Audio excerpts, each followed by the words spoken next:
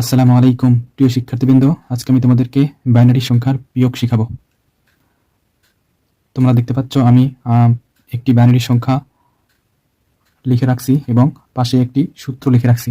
তাহলে সূত্র একটি লক্ষ্য করো, 0 থেকে 0 বিয়োগ করলে 0 হয়, 1 থেকে 0 বিয়োগ করলে 1 হয়, 1 থেকে 1 বিয়োগ করলে 0 হয় এবং 0 থেকে 1 বিয়োগ করলে আমাদের বিয়োগফল হয় 1 আর আমাদের হাতে থাকে 1, ক্যারি 1 থাকে। এই জন্য আমি এখানে এস তে বিয়োগফল লিখে রাখছি এবং সি তে ক্যারি লিখে রাখছি।